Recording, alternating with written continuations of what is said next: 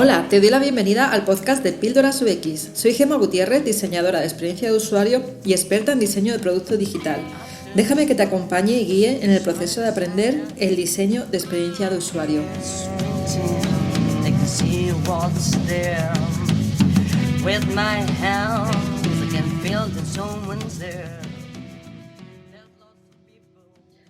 Me gustaría comenzar este podcast hablando de un documental sobre diseño que puedes encontrar en Netflix y que se llama Abstract, en el que podrás conocer no solo el proceso de trabajo interno del equipo de diseño de Instagram, liderado por Ian Spalter, sino también muchas referencias a los inicios del diseño de interacción. El caso es que te lo recomiendo totalmente, y te digo esto porque me di cuenta al verlo que para hablar de diseño de interacción tenía que hablar primero de sus inicios.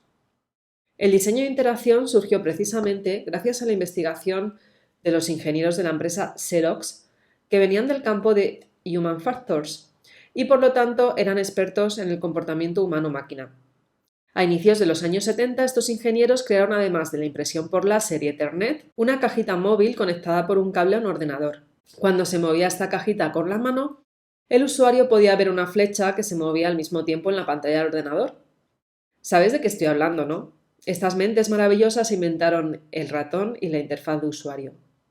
Unos años después de inventarse, en concreto en 1979, Steve Jobs visitó el centro de Xerox para conocer este nuevo invento y aunque los directivos de Xerox no le vieran valor, Steve sí que imaginó un futuro donde los usuarios podrían interactuar con una interfaz gráfica en vez de una interfaz por comandos. De hecho, parece ser que les dijo a los ingenieros de Xerox: ¿qué está pasando aquí? Estáis encima de una mina de oro. ¿Por qué no aprovecháis esta tecnología? Podríais cambiar el mundo. Y básicamente así fue como Apple lo introdujo en su sistema operativo Lisa, consiguiendo acercar el uso del ordenador a las grandes masas. Aunque bueno, esto fue un poco más tarde porque en aquella época no todo el mundo se podía permitir comprar un ordenador, ya que eran carísimos. Para las personas que me estáis escuchando y que no sois diseñadoras de experiencia de usuario, voy a explicaros qué es el diseño de interacción. Como ya te imaginarás, todo objeto necesita de un usuario para interactuar con él. El diseño de interacción tiene como objetivo reducir cualquier aspecto negativo de esta interacción, generando así una buena experiencia de uso. Por lo tanto, un buen diseño de interacción debe ser fácil, efectivo y grato de usar. Volviendo al documental de Abstract, una de las cosas que más me gustaron es que mencionan en varias ocasiones el diseño de interacción. El hijo de Jeff Raskin habla sobre cómo su padre, ingeniero de Apple y fallecido en el año 2005, introdujo o aportó al mundo del diseño de interacción la posibilidad de clicar y arrastrar con el puntero del ratón en una interfaz gráfica. Si has utilizado alguna vez un Mac, sabrás que, por ejemplo, instalar y borrar una aplicación en su sistema operativo es tan fácil como hacer clic sobre el icono de la aplicación y arrastrar hasta la papelera. Si lo piensas, en realidad es una simulación del mundo real, donde el usuario agarra algo, lo arrastra y luego lo suelta. Una interacción que a día de hoy te puede parecer tan sencilla, a finales de los años 70 ni siquiera existía. Eran los inicios de la interacción humano-máquina, y muchas de las interacciones que a día de hoy usamos habitualmente ni siquiera existían en aquella época. La interacción no comienza con un clic del usuario, en realidad comienza con su deseo de actuar y la comprensión del usuario de que puede interactuar sobre un elemento que está viendo en esa interfaz gráfica. Esto lo puedes entender mejor si ves el vídeo de Yolanda del Olmo sobre microinteracciones en nuestro canal de YouTube de Píldoras UX. Te voy a poner un ejemplo básico para que lo entiendas mejor. ¿Te ha pasado alguna vez que has entrado en una web donde hay elementos que visualmente parecen botones pero en realidad no lo son? A partir de ahora, cuando estés utilizando cualquier interfaz gráfica de usuario, te recomiendo que analices si los elementos y componentes con los que estás interactuando se saltan esta regla tan básica.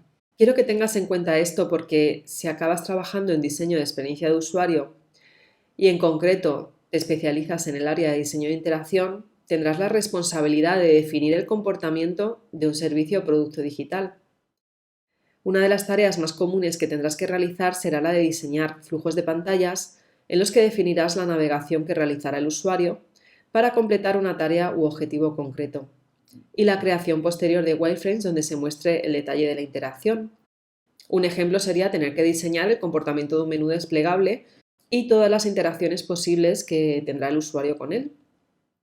En este artículo puedes ver una guía de referencia de las interacciones más comunes. Seguramente no conozcas todos los nombres de cada movimiento gestual, No te preocupes si todavía no lo conoces porque es algo que se va aprendiendo con la práctica, pero es necesario que al menos tengas conocimiento básico para poder expresar adecuadamente el comportamiento de las interacciones de usuario con cada elemento o componente que diseñes, sobre todo si tienes que realizar posteriormente, que bueno, es lo habitual, tener que hacerlo, una guía de interacción. Para trabajar en diseño de interacción, es necesario que comprendas los conceptos básicos de este diseño y son totalmente necesarios para comenzar a ser un profesional del diseño de experiencia de usuario.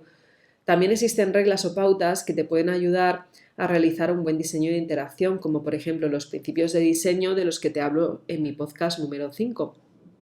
Cuando yo comencé a aprender diseño de experiencia de usuario no había tanta información en español como ahora y de hecho casi todos los diseñadores teníamos que aprender leyendo blogs o libros en inglés. Ya me hubiera gustado a mí, por ejemplo, poder acceder a información sobre los principios de diseño y ejemplos prácticos como los que hay en mi curso. Además de conocer los principios de diseño, también es esencial tener en cuenta el usuario final del que tantas veces se olvidan las empresas. Y es que antes de comenzar diseñando tus primeros flujos y wireframes deberías tener los hallazgos más importantes o insights de la fase de investigación con usuarios. Si la empresa no te proporciona estos datos o no te dan la posibilidad de hacer tú un UX Research, entonces no podrás basarte en datos reales a la hora de decidir qué necesidades primarias tendrá el usuario final. Y por lo tanto tendrás que basarte en tus ideas preconcebidas sobre lo que necesita, que es lo mismo que comenzar mal un proyecto. Recuerda, si no, el camino del que te hablo en mi primer podcast sobre qué es diseño UX. Y aquí termino este podcast. No quería finalizarlo sin antes decirte que el diseño de experiencia de usuario requiere un aprendizaje continuo porque la gente y la sociedad va cambiando y piensa que tú trabajas para esa gente y sociedad. Muchas gracias por estar aquí. Si te ha gustado, comparte este artículo y te espero el lunes que viene, donde entrevistaremos a otro profesional del diseño UX.